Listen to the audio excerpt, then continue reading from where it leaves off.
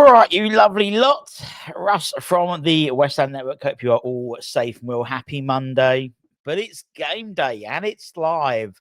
We'll be doing the watch along. Me and Anton, I imagine, be tag teaming later on today in what will be Nuno'S 𝗟𝗘𝗧'𝗦 first game in charge as West Ham manager. It's been a hell of a weekend, let's be honest. That Saturday, yeah, what a difference a day makes. 24 little hours. And also, I think on Sunday, we know. So in terms of the fallout, what we're led to be believed was, according to The Athletic, that Potter had arrived at training on Saturday, pretty much, nonchalant to the fact that he was going to be sacked about an hour later. And then it's since transpired that it seemed that Nuno has said, well, this is what we're led to be believed, that Nuno basically said to Sullivan and Brady that he wants to start work now. He doesn't want to wait until the international break. And that was obviously Friday night into Saturday morning that was revealed. And so they made the call, which, I don't think it's not a very classy thing to do.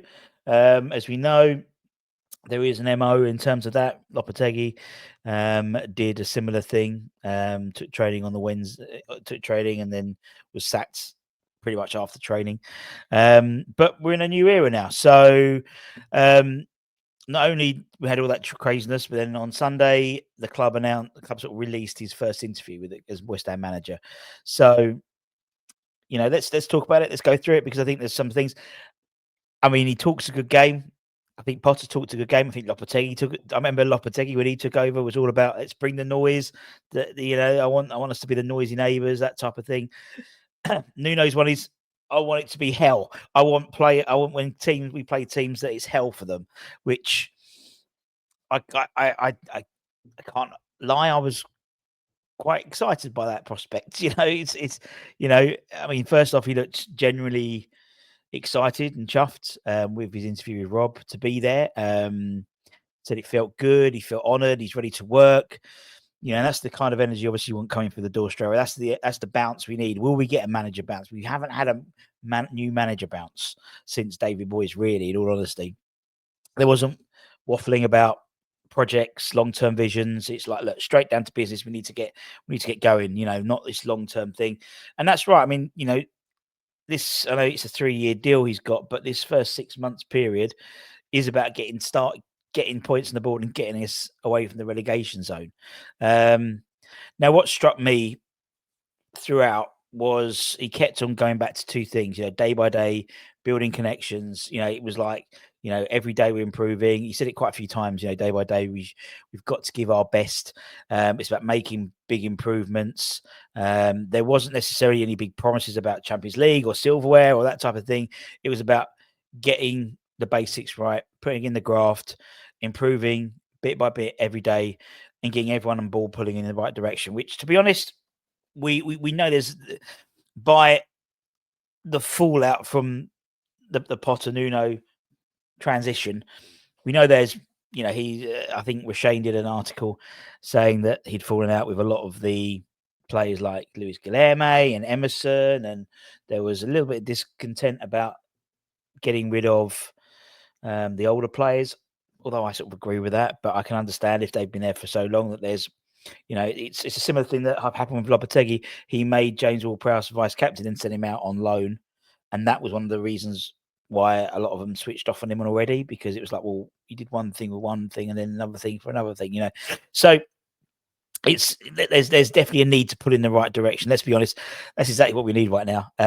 We've had some great, the European nights. Prague obviously will never be forgotten, but it's about consistency now. It's about identity. We haven't got an identity, even if the style of football, as we know, is more pragmatic, more Moyes-esque.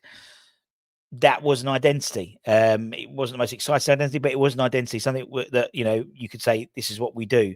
We haven't had that for the last two managers for sure.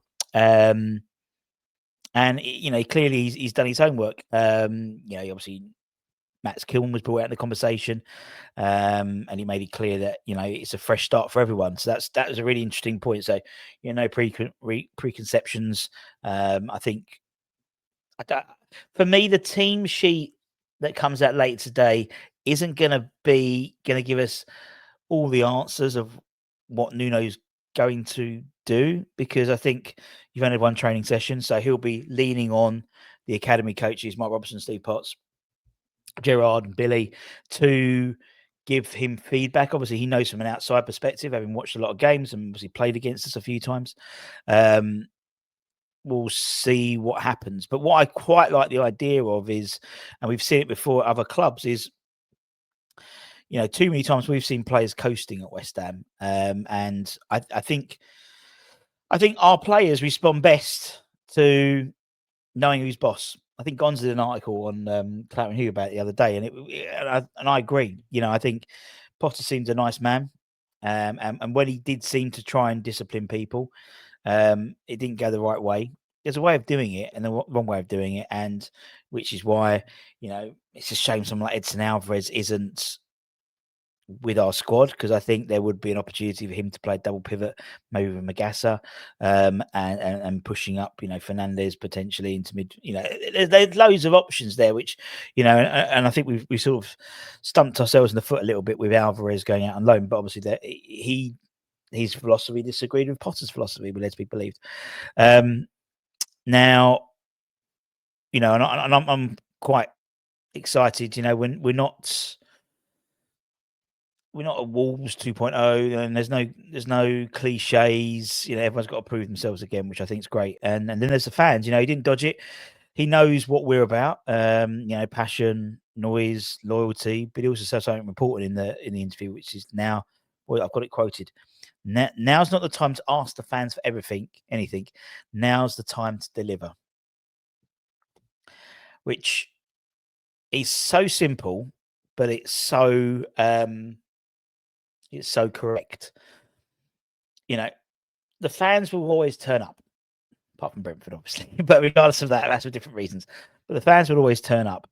And it's not about asking the fans to give, because the fans do give. But unless you give back, it's pointless from the fans. And so now he says, it's time to deliver. I mean, we've heard managers in the past stand there begging for patience. Then the sort of fans will respond, that type of thing, begging for us to back them, and even when the football's dire. I think Nuno's flipped that narrative a little bit in that first interview. He wants the team to show something, and then us to respond, which I think is spot on, rather than the other way around. You've got to give us something to shout about, and the London Stadium can turn into a cauldron when we need it to. His words, when that bond's strong, this place will be hell for the opposition. And that's what I want to hear. Give them hell. Beyond the pitch, touch on the community side as well, which is obviously very important. Says he wants the squad to feel like a family and represent East London properly. Let's not forget, it's not about results, but, identity, working class roots, diverse community. And if Nuno buys into that, he'll get himself a lot of goodwill, I think. Now, we all know interviews are interviews. They're run by the club. Talk is cheap. We've heard lots of good sound bites before, as I said, under 𝗟𝗘𝗟𝗟, bringing the noise, that type of thing. But I think, for me, I thought Nuno came across calm, measured, focused. Didn't seem flashy, over the top, over-reliant on what he's done in the past, that type of thing. He clearly is obsessed with football. He said he thinks about it when he wakes up and goes to bed thinking about it. And that's the sort of obsession that we as West Ham fans love, having been all consumed with football when, it's a big, massive part of our lives. If he can channel that into improving the players, which he said is his number one priority, then the team goes up a level, and so does the whole club. Simple. And don't forget, obviously, Everton, it's a tough, there's no betting period, no free hit, straight into it. And if we could see some sort of identity, albeit only one training session, but in all honesty, a lot of those players did play probably their best football under a more pragmatic style of football. Now, under Moyes 4-2-3-1 formation, I wouldn't be surprised if he sticks with that tonight, just because it makes sense. I think we'll do the starting 11 show a bit later on. Good luck to me trying to pick the 11. I think the most 11 picks itself, just a couple of positions, I think. Be interesting to see if Aaron Wan-Bissaka's stomach problem gets better. In goal, I think maybe Areolas is going to be his man instead of 𝗟𝗘𝗧'𝗦 𝗠𝗔𝗞𝗘. But the rest of the team, I think, picks itself. Be interesting to see if he decides to not pick JWP, because you're going in fresh. Would he want to rest all that on Magassa for the first game? I don't know. We have to wait and see. But as I said, I don't think it's hard to get the West Ham fans on board.